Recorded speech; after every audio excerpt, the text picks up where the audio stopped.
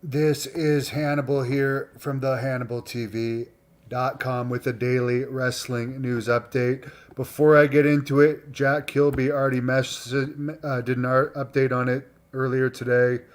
Davey Boy Smith Jr. is replacing Carlito at the Great North Wrestling event July 15th in Smith Falls, since Carlito is apparently going back to WWE and had to pull out of the event. So it will be Davey Boy Smith Jr.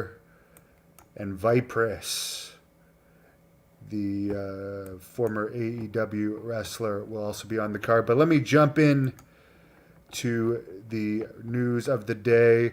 John Jones, who turned down, according to reports, at least $8 million Francis Ngannou turned down at least $8 million to fight John Jones in UFC.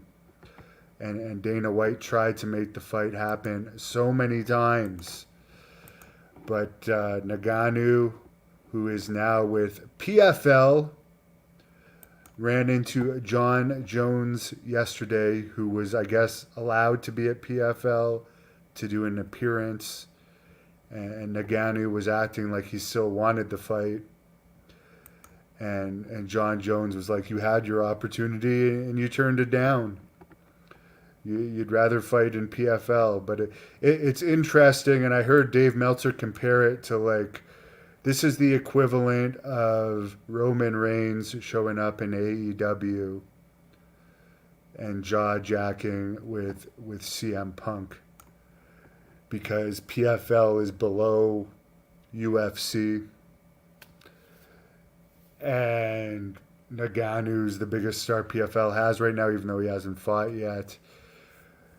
And John Jones is the biggest star in UFC right now, other than Conor McGregor, who I don't know when he's going to fight again. Although McGregor didn't get a very good rating for his Ultimate Fighter this past week. It only did a 0.07 rating.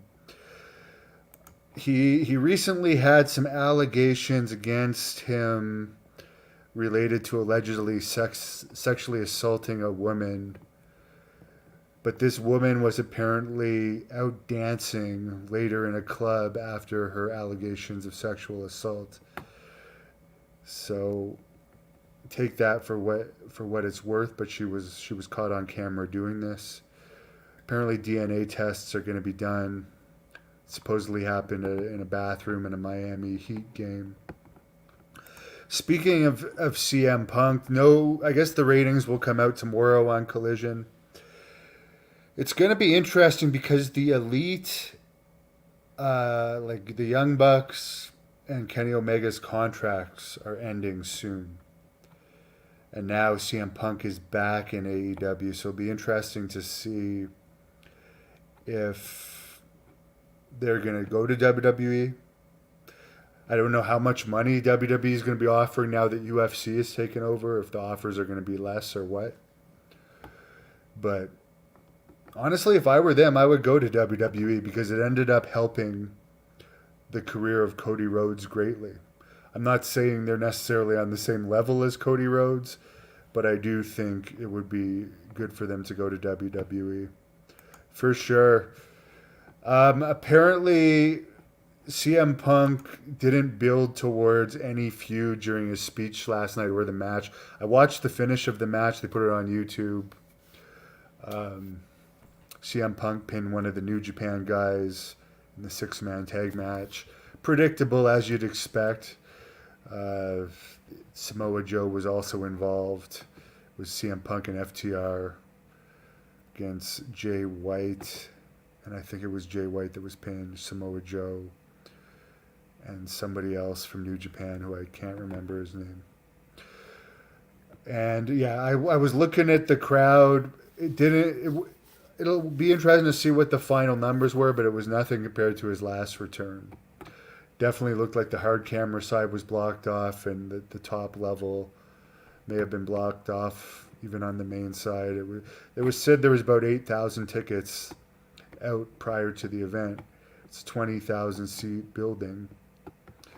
I'm not saying that 8,000 isn't good for AEW. I'm just saying it's not as good as last time. We'll see if CM Punk can build it back up.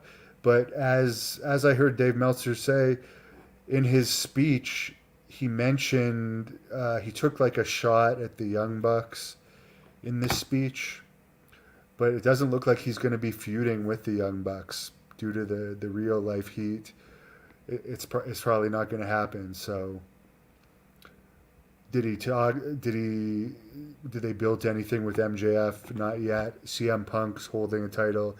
MJF's holding a title. It's bound to happen, but nothing was worked towards on Collision last night. Wardlow was defeated by Luchasaurus, and it's clear AEW does not do any type of steroid testing.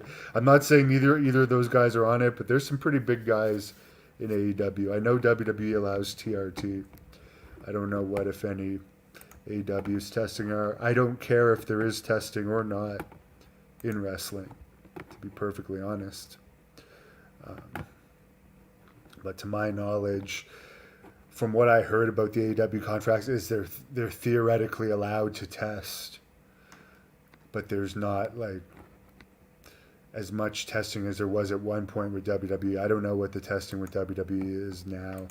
I know after the Benoit killings, there was a lot of heat on them because at that point they had dropped their testing.